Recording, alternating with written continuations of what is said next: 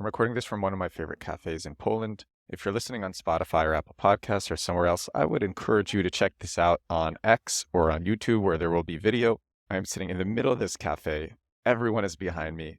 There are flowers hanging from the ceiling, cup of coffee right in front of me. And I'm going to be talking about one of the more interesting projects that I did, a project where for, I believe, 2 years straight, me and a friend cut things in half with spoons on YouTube 10 years ago. The title of this episode is How We Got a 4-month-old YouTube channel onto the front page of The Verge in 2014, but it's so much more than that. This story helped enforce a lesson, which I talk about a lot on this show, that there is no such thing as a boring product or service. And when I look back upon this venture, it also enforced how important consistency with branding and marketing is. So let me get into the story. We have a channel. It's called Cut That. We started it almost 10 years ago to this day. The premise was very simple. We got items from the supermarket. We cut them in half with a spoon. There was no music. It was very ASMR heavy. So you just heard the sounds of the cuts. We positioned a microphone next to the cutting board. And then we narrated the cuts with a whispery golf voice. I'm going to play one of the Cut That videos for you in a second, one of our early ones. But here's an example of some of the things that we cut in half with a spoon. We cut an apple in half with a spoon, cabbage, huge cabbage, a turkey on Thanksgiving. We put in turkey sound effects. That's a hilarious episode. We got a sponsorship for some tech company. We cut a cable in half with a spoon that had metal in it, and we cut it in half with a spoon. You can watch that.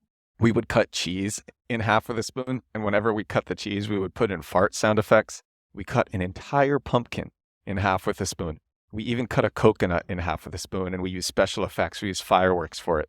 We did this because we thought the ASMR would be cool, but more importantly, we thought it would be fun and funny. You know, I talk a lot about on the show about do things that are fun because then you can do them for a long time. And if you can do them for a long time, you're going to win. And we had a lot of fun with this. Very often, it was me and my friend. We were making these, my longtime co-producer.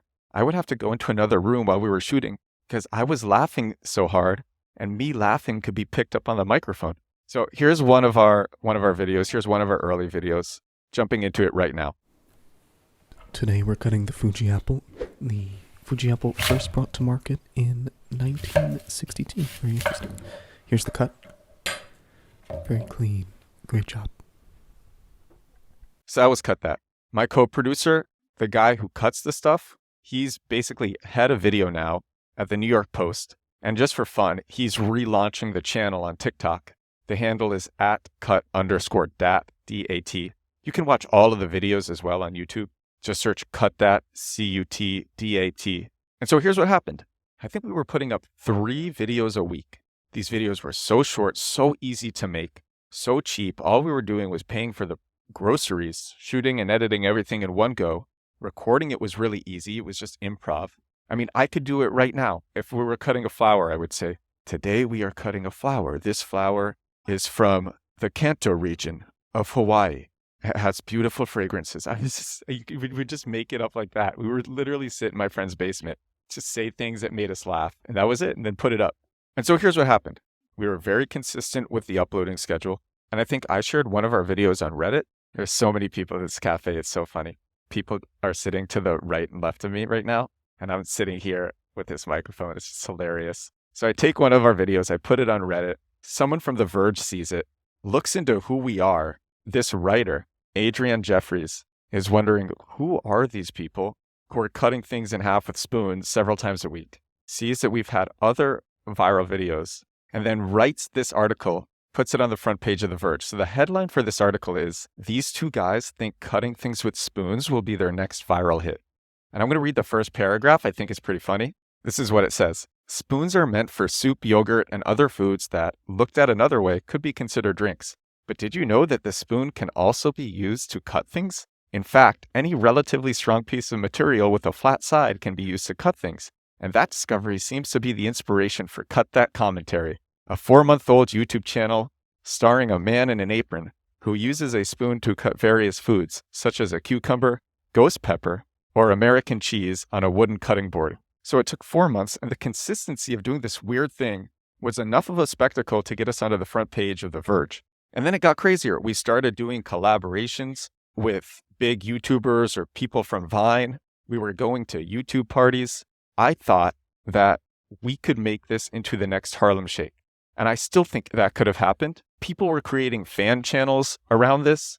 We only have 5,000 subscribers, but people were creating fan channels around this. We even were getting recognized at YouTube events just from this. We had this very enthusiastic audience. And even now, almost a decade later, people are still making videos about this channel. And so I'm going to share why it didn't become the Harlem Shake, what we learned. And I think this is a pretty appropriate episode, given that my co-producer, the guy who actually cuts things with spoons, is relaunching the channel now on TikTok and turning all the videos into shorts for YouTube 10 years later. We made one big mistake. We slowly weaved in storylines, really dark storylines that contrast with the lightness of cutting things with a spoon. Like really dark, so dark that I don't even want to say it on this show. I don't even want to say it on the podcast because it's so dark. You'll have to watch it if you want to see. But then we started putting in vlogging type content. And though the dark storylines kind of actually went well with everything that we were doing because they were subtle. It was very subtle. The vlogs were more in your face. And the vlogging didn't appeal to the interest of our niche audience. So basically what happened was we had something that was working. We were growing steadily, but we pivoted way too soon. Way too soon. And I want to give an example of this for 2024. Right now, I am mentoring 3 people who are putting up content every single day in the Formula One niche with the goal of becoming Formula One influencers. They're putting up content on every single channel, mobile video, and the premise is very simple. They're all learning about Formula One, and they're sharing every day the things that they are learning, and over time, people will see them as knowledgeable about Formula One. They will get top-of-mind awareness with Formula One. When people think about Formula One, they will think of them. They will get sponsorships, offers, they will be able to launch products, so many other things. I believe that this strategy can get them to monetization within 3 to 6 months. And it's a very simple strategy that started 2 weeks ago, I believe. But one of the people who was doing this asked me this question. He said, we're focused right now on just Formula One content. But you know how Alex Hormozi, for example, he started this niche, right? But now he does anything connected to business plus mindset and also gym and like a mixture of things. So what do you think about that as far as evolving into something where it's kind of a collaboration of different subjects? And I said, when you're big, you can do that. First of all, Alex started in the gym niche and he's stuck with that for a while. Now he's in business, but he can talk about various subjects because he's so big now that he needs to vary it up for his fans so that his content doesn't become stale. It's like Apple became less ostentatious with their branding when they became number one. They had to be more ostentatious when they were going up against so many different companies. When they became number one, it wasn't cool to be that ostentatious. Content is different depending on status. But when you're starting, you pick a niche and you stick to that niche. And we did that for a while, but we didn't do that for long enough. And that was the biggest problem. We really just needed to stick with it more. Mr. Beast is another easy example. He would get on camera and count to 100,000. People are even copying him for this. People are doing that on TikTok. People are doing that on YouTube, counting to this number, counting to that number, watching this for this many hours. He watched It's Every Day, Bro for 10 hours straight.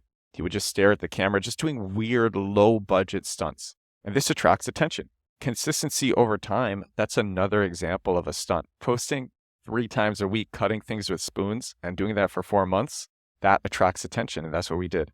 Got us onto the front page of The Verge. So the lessons that I want to talk about with this story on this episode 230 of The Edward Show. By the way, this is my daily, I do this every day. This is my growth hacking, growth marketing, general marketing podcast, but really getting users, getting visibility, getting customers. That's why I do this show. That's what this show is about. A reason that I'm doing this podcast is because there were podcasts that I would listen to. I won't name them. They're still big podcasts. They would talk about how companies got their first customers, their first users, how they went from 0 to 1. And I think those scrappy founder stories are so interesting. I love those. And all of these podcasts would get big talking about them, but they would pivot too soon. They would change their content too soon. And so on almost every one of these shows, I aim to talk about that, going from nothing to something. Now, sometimes I talk about the little things involved. Good copywriting, for example, the Twitter X ads glitch, the Instagram visibility glitch, the little glitches involved. I talk about those things too. But overall, this is about getting visibility. This is about getting users, customers. And I think this story is a good example of that. I wanted to share it because it's the 10-year anniversary of when we started the channel, and now it's relaunching on TikTok and YouTube. So I hope you enjoyed this. This is a very busy episode. This is only my third time ever recording with video. Out of 230 daily shows, this is my third time ever recording with video. And I'm doing it in a super crowded cafe, one of my favorite cafes in Poland. I can't wait to see how this turns out. Share your thoughts in the comments on whatever platform you're watching this on or listening. Thank you so much for being here with me. I will talk to you again tomorrow. Bye now.